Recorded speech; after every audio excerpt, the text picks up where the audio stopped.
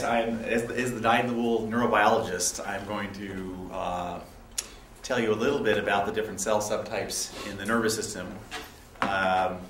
Sort of add on, I think what Keith gave a really wonderful introduction, and I want to steal some of your slides, Keith, because there were some really great diagrams, that explain the complexity, but also in a simple way show the challenges of how different circuitry can contribute to recovery of function. And I'm going to give you a non-physiological view of this, a very, I would say, an optimistic view of the idea of that we might be able to simply add an increased level of plasticity to the spinal cord after injury that would promote recovery without really knowing exactly the mechanism. As was mentioned in the introduction, spinal cord injuries are relatively common. I only wanted to add this component that patients who have high cervical injury, the initial cost has been estimated at $750,000 just to keep that patient alive the first year, and then it's an extremely expensive burden, particularly patients who have high quadriplegia. And the reason for that is it often ends up being a family burden or burden of friends, a very high financial cost to maintain proper care of these people. So I make this point because when you look at that number and you look at $140,000 a year, and then you start thinking about the cost of a clinical trial that I'll try to describe to you, that doesn't seem that expensive. If you were to able to improve function even to a limited degree and take a person who is a high cervical injury and lower their lesion level a couple of segments, you've really not only improved the quality of life tremendously, but you've exacted a pretty obvious financial benefit. This is another point that came to me recently, is that patients who, particularly quadriplegics, if you ask them what one of their number one one of the major improvements in function they'd like to see, one of the almost clearest things that they talk about is that they would like to have improvement in hand function. And improvement in hand function for a quadriplegic is often the difference between independence and completely dependent assistance. So it's a rather remarkable how much this is important to people who have quadriplegia. So Keith really went over the circuitry very nicely, and I'm going to start with this slide, which is a collaboration with Dr. Chet Moritz at the University of Washington, and along with Eb Fetz and Steve Perlmutter. And this group made a very interesting and exciting discovery a few years ago, and we've basically integrated what we were doing with stem cell biology with this central concept. And this slide was animated, so I apologize, it's no longer animated due to a technical problem. But this is the central idea is based on Hebbian theory, and that theory simplified is that neurons that fire together wire together. And so it's a very simple idea, it's a very old concept, and what Chet has done it's actually in a primate, is showed that this theory applies very nicely to the spinal cord injury model, and it can be a powerful tool for stimulating functional plasticity. And what Chet has done is shown that by stimulating motor neurons in the motor cortex, obviously above the injury, if a patient has an injury that blocks conduction from one side of the spinal cord, so this is a hemisection.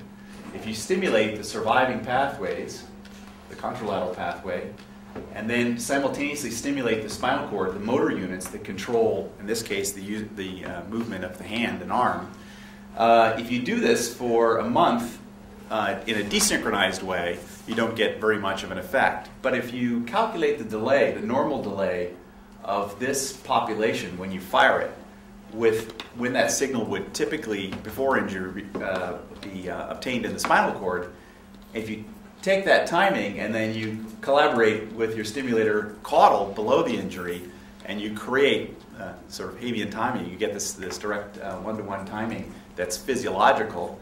These motor neurons in the spinal cord, what they do is they start to and if I were to try to personify a neuron, they basically say to themselves, why every time this neuron next to me fires, why do I fire? And when they ask that question, this is developmental, it's a developmental concept, they wire together. If they're firing at the same temporal frequency, neurons that do that typically will wire together. And what Chet did very nicely in the primate model is show that you can do this for a month, and then primates can regain the ability to use that limb pretty significantly. So this is a great approach, but our lab and others obviously are very interested in chronic injury, and this works if you do this early after injury. We want to ask the question of whether you can do it in a chronic condition, and more importantly, whether you can add, and this is where the animation is supposed to come from, whether we can increase the plasticity of these circuits in combination with this stimulation. So this is the far picture of where we're headed, is taking something that we already know that works that we'd like to do clinically, and then use stem cell biology to try to make chronically injured cord more young, more plastic, and then maybe truly achieve significant function. So to illustrate the concept that we have in the laboratory, general concept, I want to talk to you a little bit about regenerative species. And this is a starfish. Many of you know that starfish can regenerate their limb. Some of you may or may not know that starfish limb can regenerate an entire starfish. And that's an amazing regenerative feat, right? But the most important thing, or the concept that I want to just point out, is that what this information tells you is that right at the cut end of the starfish, there's a regenerative center there, and it contains all of the necessary information for the regenerative program. In other words, the starfish doesn't contain a particular pattern in itself that requires the body to regenerate a limb. The limb itself contains all the information right at the cut end. There are other species that regenerate. I'm going to make one more example. This is the axolotl. It's a salamander. It can regenerate, has pretty tremendous regenerative capacity. In this case, showing you it can regenerate its limb.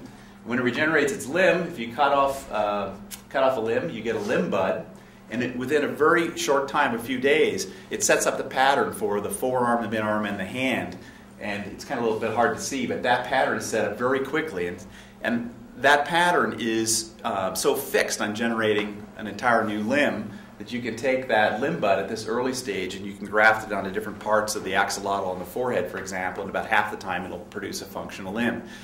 And so I'm telling you all this to tell you in a very optimistic way that there is some magic about the first cell divisions that occur after injury in regenerative species. And the question is, can we recapitulate that in mammals? Why doesn't that occur in mammals? I'm going to talk to you a little bit more about what happens in the mammalian spinal cord, and now we'll draw some comparisons between this regenerative species. So if you cut the salamander in half right after the spinal cord injury, if you process it and ask what cells are dividing and what do they look like, this is looking down the barrel, the middle of the spinal cord of axolotl that was cut 2 days before, and every brown cell you see here is a cell that's dividing. And this is a regenerative center, so this is the formation, it's called a blastomere. It's a formation of the regenerative group of cells. These cells all divided within the first day that they made that decision to divide. This marker you see down below is red, and what's fascinating about the salamander is that it recapitulates development within a very early time. So within a day, these red cells, or the cells that divided, have already committed to make new neurons to regenerate this part of the spinal cord. So let's contrast that, or compare that, to mammalian injury. And that's what you see here. After mammalian injury, you see lots of dividing cells. This is a very similar structure that we see in the axolotl. The green cells here are now the dividing cells. And so that's very similar. Cell division occurs very, very quickly. The major difference is that instead of making neurons, in this case, this red marker here is a marker for the other major subpopulation of cells in the brain, which are glia. And so we skip that whole program, mammals skip that whole program, and get to the process of repair in a very different way. This is another way of looking at what the mammalian spinal cord does after spinal cord injury. In this case, we've used a virus that selectively labels stem cells after injury. And they're in green here. This is before injury. There's just a few cells. Right after injury, you get lots of cells. And they're making these different glial populations. But I want to draw your attention to is this proliferation index. So on this axis, you see the number of dividing cells, and along this axis is time. And you can see early after injury, within the first couple of days, there's massive proliferation. And it's very high later on. To give you some idea, this is a very huge number of cells. It's still very proliferative, but it becomes quiescent rather reasonably quickly. And in mammals, then, this burst of cell regeneration gets clamped down within about a month or so, which is in direct contrast we see in regenerative species where there's a steady state of proliferation until the spinal cord is regenerated. If you put on this, and this is a very crude way of doing it, if you put on the recovery profile after spinal cord injury, what you see is that the animals recover slowly, and Keith showed nice examples of this. There's this early recovery phase, and then they reach a plateau. And that plateau in rodents is about 30 days after injury, and it fits very nicely with this burst of cell activity. So while mammals don't make new neurons, they don't regenerate and replace circuitry, we know that. We do think that this burst of glial regenerative cells is supportive in some way in supporting some of this recovery profile you see. So that's a summary of, just to give you a few important elements to try in order to come to this hypothesis that we have, and to try to give you some background as to why we chose the particular methods I'm going to tell you about now. So the main hypothesis is that there is this period of innate plasticity in mammals. It's not nearly as significant as regenerative species, but we do think this period of plasticity contributes to recovery of function. And I'm skipping a lot of data. There is a lot of significant data to show that there are replacement of glial elements, and that's beneficial. So the question is, can you recapitulate that? So why in mammals do we have a burst of regenerative capacity, and then it gets clamped down and reduced over time? Why is plasticity only briefly allowed in the mammalian spinal cord? And so the hypothesis is, can we recreate that? And one possible way to recreate that would be to take a very plastic cell, stem cell, and see if it has the capacity to recreate some aspects of the post-injury environment that we think are beneficial. And if you think about it, we have many different candidates. So when we talk about glia in the nervous system, they can be divided into astrocytes or oligodendrocytes. And the astrocytes are often considered boring and support cells, but we know they have very significant functions that relate to plasticity. They're important in the modulation of synaptic function, in the formation and elimination of synapses. They're also turn out to be a phagocyte of the nervous system. In other words, they're important in cleaning up debris. So immature astrocytes are likely important, or potentially important. Another population of cells is the oligodendrocytes. Oligodendrocytes are the cells that produce the myelin, or the ensheathment of the axons that allow them to conduct properly. So this is another candidate, and another possibility would be to put in a cell that's multipotent, and this cell would be considered what we call a neuroprogenitor. So this is a cell that has capacity to divide, but also the capacity to produce multiple cell types, both neurons and glia in the spinal cord. And the final population that we've been considering is a neural stem cell. So this is a cell that's multipotent. It can produce different cell types in the spinal cord, but it has a lot higher capacity to proliferate and perhaps to migrate. So these are possibilities, and we decided to be relatively ambitious and try them all and see whether any of these populations could recapitulate this period of plasticity. So we could get these cells from a variety of sources. You could get them from adult neural stem cells. You can make them from a fetal population. You can take them from an embryonic stem cell. And many of these have been tried, and many of these approaches have yielded improvement, particularly when these cells are transplanted in the acute environment, so early after injury.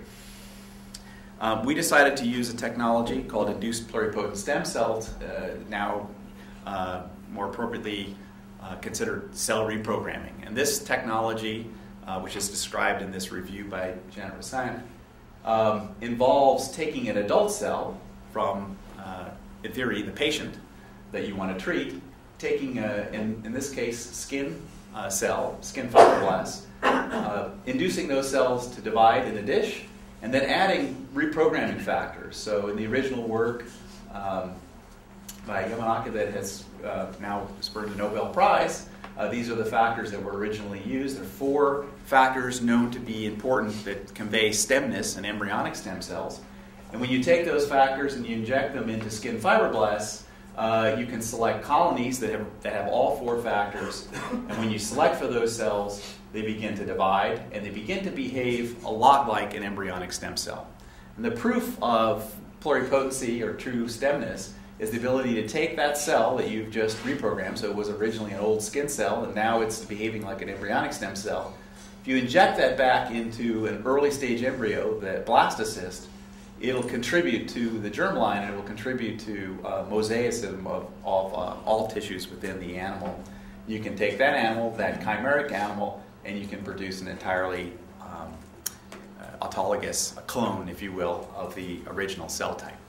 So this technology is really powerful. It has pluses and minuses. One of the minuses is that you have to go back through embryonic development and then come forward to produce the cell that you want to make. So that's a lot of work, requires a lot of time. But as I told you, our interest has been treating spinal cord injury, people who have spinal cord or chronic spinal cord injury. So we have some time, and we have the capacity to do this. So this is the general mechanism, and let me tell you a little bit about the people involved. This is Sam Nutt, and he's an MSTP student at the University of Washington, and he really did almost 99% of the work that I'm going to show you. He really took the bull by the horns and invested in this project. He's the one who developed IPS technology in our laboratory, and also a model I'm going to show you, an injury model. This is Jose Sabelli, who is a geneticist at Michigan State, and Jose and I have been collaborating on this technology. So much of the cell work you see has been a really direct collaboration with Jose. And Jose has been spearheading the development of a laboratory in Andalusia in southern Spain, which is a pretty remarkable operation set up by the government of Andalusia. A private foundation was formed with the goal of creating a clean room, a clean facility, and I now have 4 clean rooms there, with the sole purpose of isolating cells from patients that could be treated for a variety of disorders, not just spinal cord injury, where cells could be taken from the patient, reprogrammed under GMP conditions, and then would be a resource.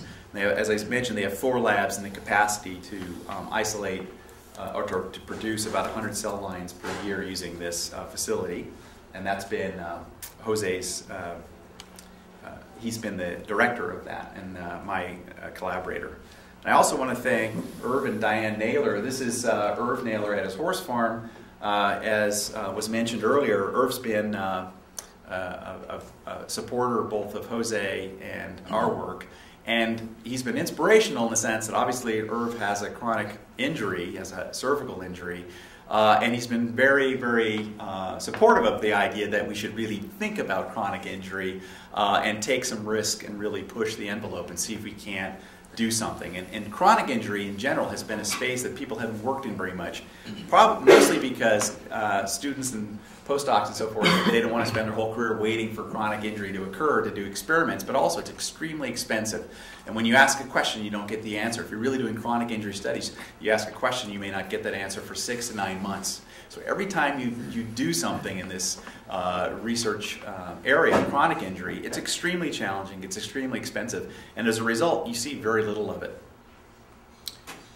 So thanks to Irv, we've actually been enabled to ask some of these questions that we asked. So these are some of the IPS lines that we've used in the research, and I'm going to tell you we used a line IMR90, which was developed by Jamie Thompson, and then an MRC5 line we called MRC5. This was actually generated at University of Washington in our Institute for Stem Cells and Regenerative Medicine core. We call it ice cream because when you hear ice cream, you have to smile. So everyone is usually pretty happy about ice cream. And that this core, then we have several MRC lines, and this is one of the lines I'm going to show you data from today. And then Jose's efforts to develop patient-specific lines has been ongoing, and we have opportunity to use those lines as well. So this is just a general look at the process. This is a skin fibroblast. Obviously, they grow nice and flat, and fibroblasts like to make syncytiums and then contract. They have a very distinct morphology. Once you induce or reprogram the cells to be an embryonic stem cell, you see a dramatic change in morphology, and they begin to upregulate pluripotency markers such as SSEA3 and NANOG. And I'll show you a little more detail, but we take them through then a neuralization. We select embryoid bodies, and then we grow these and push them through a neuralization protocol until we get neural rosettes. And then these rosettes will spontaneously produce neurons, as you see in green, and glial cells, as you see in red. And the whole process can take as long as 15 weeks, and we've gotten it down to about 9 weeks where we can get the population that we're interested in. So, as I said, what are our goals? Well, our goal is to recreate that environment, and we came up with these 4 cell types that we thought might be useful. For a variety of reasons, I'm not going to show you the oligodendrocyte data, but I'm going to show you the astrocyte. So these are human iPS-derived astrocytes, immature astrocytes, we think, neural progenitors, or neural stem cells. I'm going to focus on those 3 populations. So this is what it looks like. The protocol, we take a reprogrammed cell, we generate embryoid bodies, and then push those embryoid bodies towards a neural rosette stage. And at this stage is when we do something that's not really unique, but unique and I think theoretically important for the treatment of spinal cord injury, is we generate, by using retinoic acid and fibroblast growth factor at day 22, we push these cells to become neural, but we push them also to become caudalized, so they upregulate genes that are specifically found in the spinal cord positional cues. And I think this is important if we're going to be putting the cells back in the spinal cord, that they should be programmed in such a way to know that they belong in a spinal cord. So that's the concept. And the gene that we look at to prove that is HOXB4. So this gene is found exclusively in the spinal cord and hindbrain. And this is a neural pluripotency marker, a multipotent neural progenitor marker, SOX9. And so when we do this reprogramming, we get a very high level expression of both SOX9, and we get complete, which I'll show you in a later figure, but we get almost 99% HOXB4, indicating that they are not only neuralized, but caudalized. If you look at telomerase activity, so this is obviously a marker that would be found in pluripotent cells. It's highly expressed in the cells before we neuralize, and then this bar is not invisible. We see the complete loss or dramatic downregulation of telomerase activity. So we think we pushed them into a neuralized state, and we've done a little bit more to try to prove that we haven't any sort of latent pluripotent cells around. So an important thing when we think about translation is that you can do this. You can do this really well. You can take one population, make an iPS population, and you may get some functional effect in the animal model, but a really critical thing and a high-cost thing that needs to be done is you need to be able to compare between patients, and because we're reprogramming every patient, and every patient may be a little bit different. Obviously, there are going to be epigenetic factors that influence the original reprogramming, and there are genetic factors. Every patient is different. So with that concept in mind, we've done just some preliminary examinations of different lines.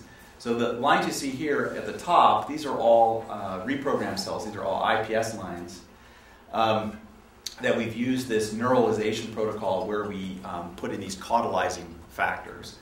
And if you look here, this is HOXB4. You can see all of these cells respond really nicely. We get a very high percentage of this caudalization. But if you look for neural factors, SOX1 and SOX9, you can see that there's quite a bit of variable from 40% to 90% of cells that will express these, really become neuralized. So they become caudalized but not neuralized in a similar efficient way. So this is going to be important because we think about the variability, we have to think about how to select a specific population. Now, notably, if you look at this, the red bars here, these are also reprogrammed cells we didn't use the retinoic acid and FGF protocol, our caudalization protocol. We used a neuralization protocol which involves the inhibition of SMAD signaling. And in that case, you get neural progenitors in different varying levels, so SOX1 and SOX9, but you can see that none or very, very low expression of HOXB. So we're pretty convinced that this caudalization and neuralization is yielding a specific population. So before I go on, so this population at this stage, it's really a neural epithelial stage at day 22, we're calling a neural stem cell. So that's the one population that we're going to transplant.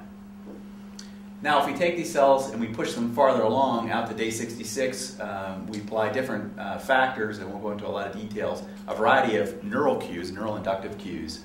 If you take these cells and we freeze them down, they still express ubiquitously HOXB4, and here's a great example. This is an IMR90 line and MRC5 line. You can see the differential in the SOX9 expression.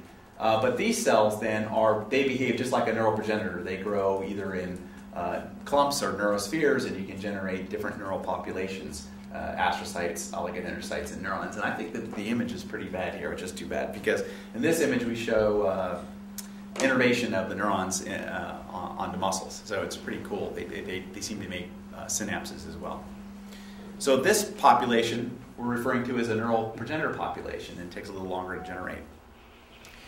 We've taken this population and done a gene analysis. We're doing all of these now, just a low density array, and as a way of looking for a relatively quick and inexpensive way to determine whether we still have pluripotent cells laying around in the mix before doing a transplant. So this is a prelude to doing more rigorous safety studies. And so I've divided these up. These are neural stem cell markers you see up here. This is markers for neurons. And there's also pluripotency markers up here, astrocytes and oligodendrocytes. And this is a really busy graph. The blue, if you let your eye follow just the blue bars, those are our neuralized population, and they're being compared to either fibroblasts, undifferentiated iPS, or an embryonic stem cell line. And what you see is that, for example, here, these are our pluripotency genes, with the exception of PAX6, which is expressed in the nervous system. Those pluripotency genes are really downregulated in this population, and we start to see the upregulation somewhat selectively of SOX9 in particular. But if you look here, you look at the blue bars, the neural genes are highly upregulated, astrocyte genes are whomping and upregulated, and we get a modest, but we get some induction of oligodendrocyte genes. So this neural progenitor then differentiates in a dish, but it also behaves genetically. It's downregulated genes that are associated with pluripotency and upregulated a variety of neural factors. Okay, so the last population is to try to get to an astrocyte progenitor population. And I'm not going to talk, as I said, I won't talk about the OPC population. But if we keep pushing this protocol now at day 66, and we tried a variety of things. So we wanted to make different kinds of astrocytes, and we wanted to make different kinds of oligodendrocytes. And nature in this regard, and there's good support for this in the literature, is very resistant. So the cells have to go through a certain number of cell divisions before they become responsive to these neural induction cues. And that's what we found, what Sam found after years of working on this. Trying to make specific astrocytes was impossible until he let the population go to about day 105. And at that time, he could then generate very easily an astrocyte precursor cell, and one that would become responsive to astrocyte inductive cues. And he tried a variety of astrocyte inductive cues you see here, BMP, CNTF, cardiotropin, and different combinations of these. And the factor that was most effective for him being able to get astrocyte induction was BMP4. You got different kinds of astrocytes based on morphology, and I won't delve too much into that. But we also went on to look at whether these were really truly card-carrying astrocytes. And one of the main things that astrocytes do is handle glutamate for neurons. And so we actually looked at glutamate handling. I'm not going to show you that. So we became convinced that we could, by waiting and then adding an astrocyte inductive cue, you could get a cell that behaved like a mature astrocyte. So let me tell you a little bit about the injury model. As I said, we wanted to study chronic spinal cord injury. This is a model that was developed originally at Ohio State University, and we've built several versions of it. It's an electromechanical device that produces a very nice controlled injury that is very similar to what you see in humans. We create a lateral hemisection. So this is the left half of the healthy spinal cord, and this is the half that's been contused. and they have a very characteristic cavity that forms. This is GFAP. There's a big scar that forms around the central cavity. So very similar to what you see in humans, although in humans it's rare to have a lateral injury, obviously, a true hemicontusion.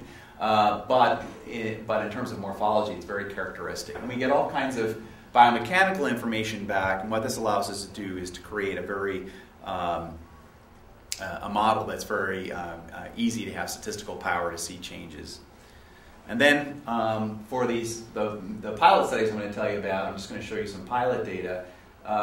We used long evidence, and we did a C4 moderate hemicontusion, and then we transplanted these different populations in groups of about 8 and followed them. And what I want to tell you about a little bit is, which I don't think I'll be able to, let's see. Yeah, so the movie's gone. So we really wanted to work on a couple of things. Keith made a great point, I think, earlier about whether or not a quadrupedal animal is a really good model for a bipedal human, and because there are so many different potential reflexes and so forth that can come into play. We think that the control of the arm in a rodent is actually pretty similar to that of humans, and so we wanted to model that. And what you would have potentially seen in the video here is when we do this hemicontusion, the animals behave basically normally. They can walk and so forth, but they lose the volitional control of one arm. And what that allows us to do is some really cool, sophisticated functional tests that you can relate back to the different pathways that control the arm. In other words, pronation and supination is controlled by a particular population of fibers, grasping and so forth, controlled by different fibers. So in the video, what you see is this is one example of a test we do where the animal has to, we train up the animals, we figure out whether they're left or right-handed, and then after the injury, you force them to use the injured side to reach through a narrow gap to retrieve a pellet. And they lose this capacity to varying degrees after injury. Let's see. This is, like I said, that's not going to show. So a normal animal, a healthy animal without an injury can do this about 80% of the time. And then after injury, they lose this capacity and returns to about 10%, 15% of the time. But that just doesn't give you the full sense. What's nice about this is you can videotape it, you can analyze a variety of aspects of this behavior, and you can look whether there's just improvement in digit function or even orientation of the shoulder. All of that can be detected and measured and stratified, which is, I think, a really powerful test. So let's look at some of the results to finish up. As I said, these are really results from a variety of pilot studies. So in the beginning, when we asked, when Sam and I sat down to do this, we both believed, well, maybe he will say it was mostly me, but really believed that the immature astrocyte was going to be the most potent regenerative cell that we could put in the spinal cord. And what we found is that we were wrong, which is often the case. So if I had to scale these, I would have said that astrocytes would have been the most regenerative, most useful, and then as we went to these less differentiated cells, they'd be less and less useful. But what we found is the astrocytes actually didn't survive very well at all. So these are just an example. These are BMP4 generated astrocytes to that long protocol, 105-day protocol that you see. And there's just a few cells here that are surviving, and some of these cells, this is human nuclear antigen here on the other side. But what we found is that, which actually correlated really well with some existing literature when we looked at it, is that once you finally get that astrocyte that's good at glutamate handling, that expresses all the right genes, it's really kind of a differentiated cell, and it doesn't want to be transplanted.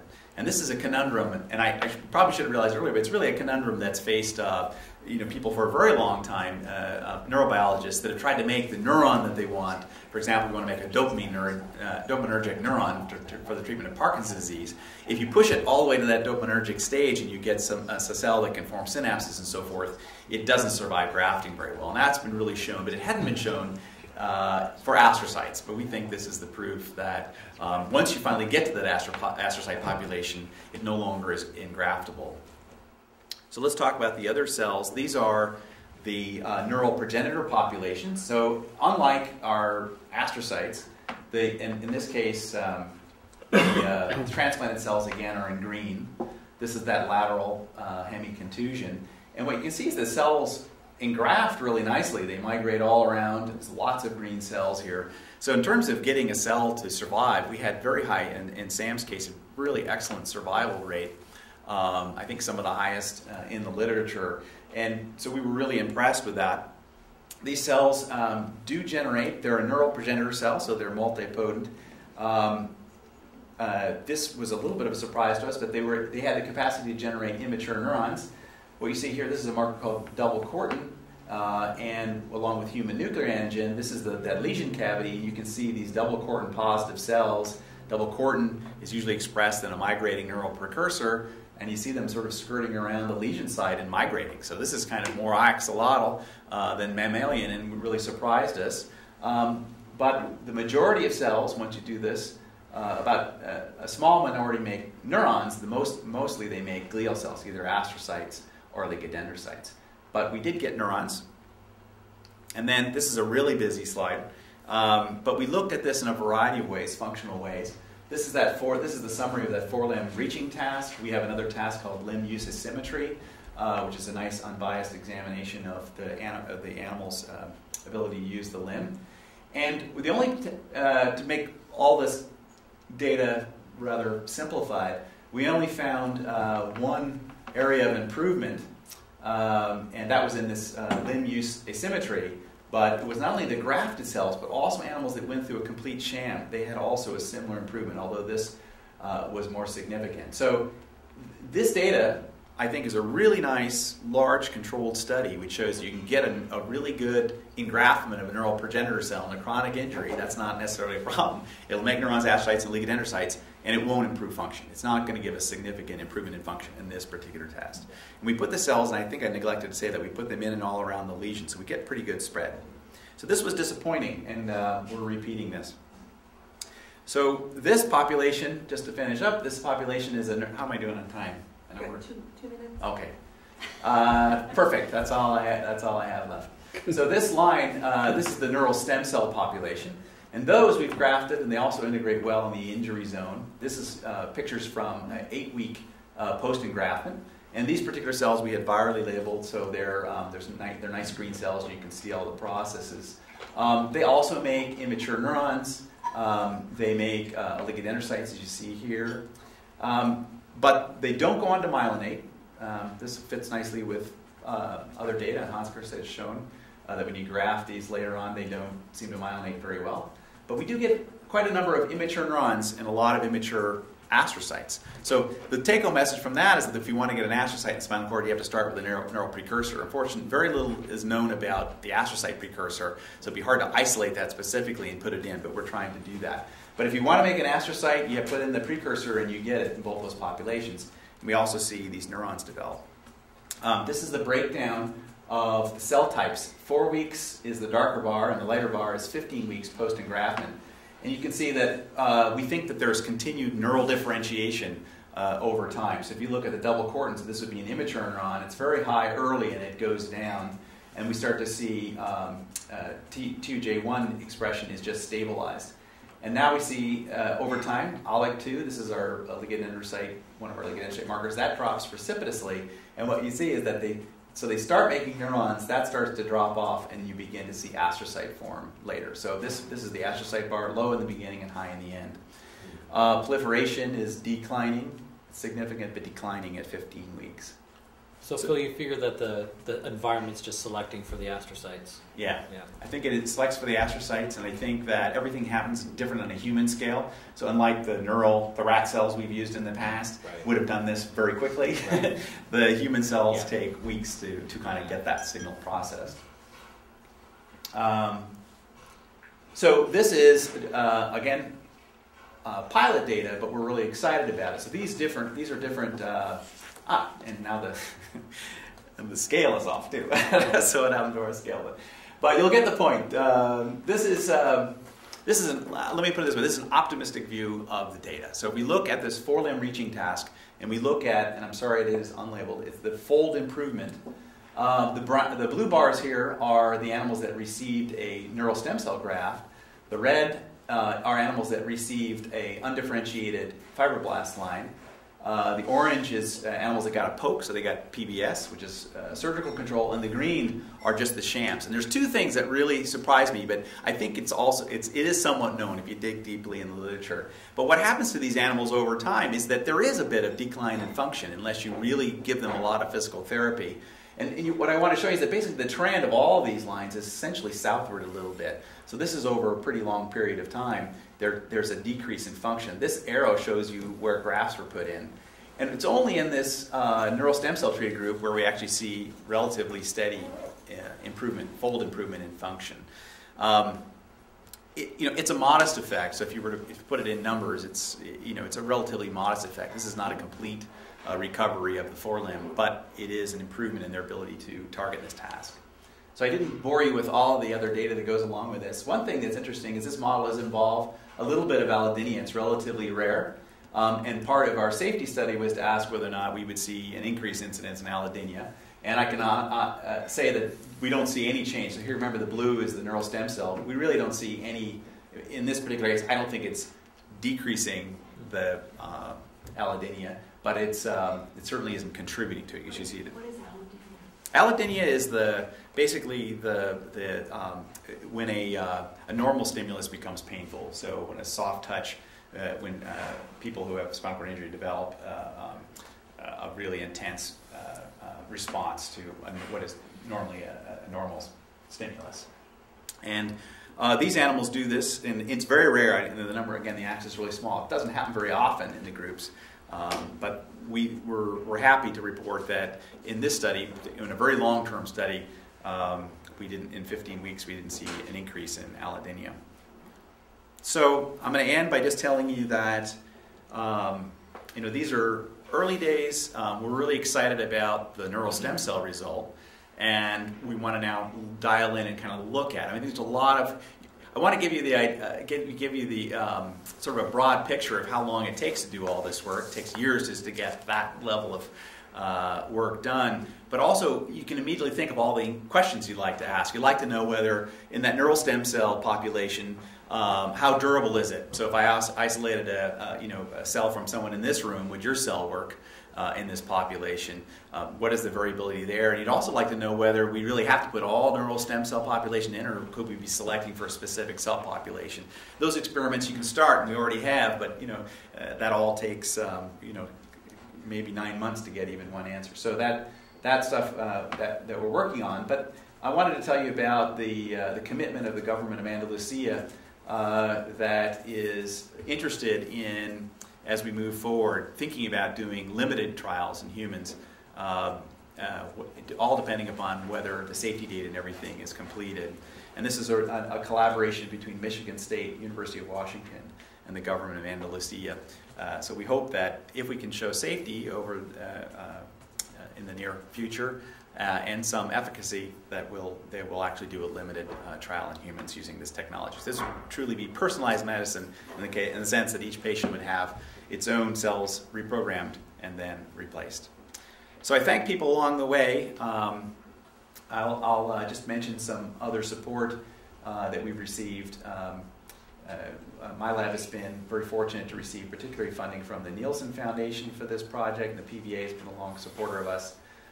Kristen Dana-Reeve, Frank and Penny Webster, personal supporters of the laboratory, the Naylor Foundation, and the government of Andalusia for helping to move this forward, and of course, the NINDS. Thank you very much.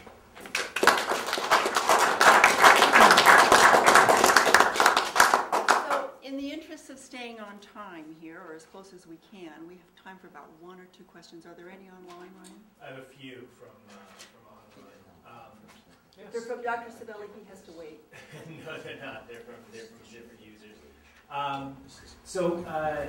Forgive me, I'm not exactly sure where this happens in your talk, but I have a question. Has this period of plasticity been able to replicate after a long period since injury? It's about towards the beginning of your talk. So can you just repeat this? How long is chronic? Oh, in this model, great question, because it's a debate, it's an active debate. There's actually a symposium that was put together on this just to ask that very question. We're doing the 30 days that we call chronic. It's really probably unfair. It probably should be considered maybe subchronic. I think the Congress that was put together, if you read the paper, a number of people, maybe some people from this board were on that, I don't know. They came up with, in terms of a rodent, it's probably 6 weeks to be truly chronic. I think it's a very good question. In humans, what is chronic? Is 6 months or a year, or is it longer? We've got some great people here who can address that question. We'll probably hear from later. I think that for us, after even a couple, 2-3 weeks, in rodents anyway, that's when these therapies stop working. There seems to be this magic window, like between 7 and 14 days in rodents, where stem cells do really well. And then once you go beyond that, they don't function very well, and very limited evidence of that. And I think so in a rodent, we're certainly in, at least at the subchronic period, if not, we're certainly in a tough territory, and I guess it would be fair to say at least a subchronic. If I can ask a question. So Phil, the lateralized contusion model is one that's starting to be looked at more intensively, but how do you make that leap from that model, which obviously is something that's very rare in humans, it would be analogous to a Brown-Séquard syndrome, to some other animal model, larger animal perhaps, in the cervical cord, which is very, very difficult, as you know. Yeah. Have you thought about what that model might be between a lateralized contusion in a rodent and going into clinical trials? Yeah. So, in this regard, we've had, some meetings with regulatory agencies, and this has come up. What is the next model? And frankly, we haven't been given a clear answer. There's a couple of issues that they really want to see. One is they'd like to see us do this transplant in an autologous rat-to-rat, so even in that lateral contusion. But they haven't actually required or asked us to go to a bigger model yet. So I can tell you the answer that we're thinking about, and Jose has been really spearheading this, is we've been thinking about moving to a dog model. And the main reason for that is that there's a lot of dogs that have naturally occurring spinal cord injury, and not cervical, though. So I think that in an ideal world, we'd be able to move to a larger animal and do a full contusion, but I'm not sure how we're going to get that paid for. Have you thought about a lateralized contusion, cervical contusion in a non-human primate, for example? We haven't done it, but I know, I believe Mark Kaczynski's done a bit of that. He's certainly done lacerations and I think some contusions in the primate. So that's a possibility. But I think your question is, I imagine it's maybe more directed at, it's kind of like the locomotor studies. I mean, it does lateral hemicontusion. Will it really relate to human complete contusion? And I think that's the real question. Do we need to do a complete contusion? And I'm not sure we'll be able to do that. We have some more from online. Sure. Can you create germ cells from iPS? Germ cells, yes. I mean, in theory, you can do that, yeah, because you can make a clone. So, yes. How do you control the time amount of regeneration cells? What are the main inhibitors of the process, i.e., genetic or driven by the lesson mechanics, the lesion? So, to coin an old phrase, there are three major problems. It's environment, and it's the environment of the chronically injured spinal cord that both is sort of anti-cell migration. It is there's a variety of factors there that prevent, we think, dampens proliferation, migration, certainly axonal regeneration. So it's that environment. I mean, you really go from a very plastic milieu into one that's really clamped down. So I think stem cells are like, I think of them as like my daughter. They have all this potential and they can do anything in the world. But if they get in with the wrong group, then they you got to watch out. And so stem cells are the same. And you can see when you put them in the injured spinal cord, they disobey some signals, because at least these human cells, they went ahead and made neurons. And normally there's never new neurons formed in a mammalian spinal cord. So they did that right, or did that in a way that's not completely interpreting the environment. But they also went on to make astrocytes, and presumably, some of them went on to become part of this milieu, which is anti-regenerative if we wait long enough, probably even contribute to scar.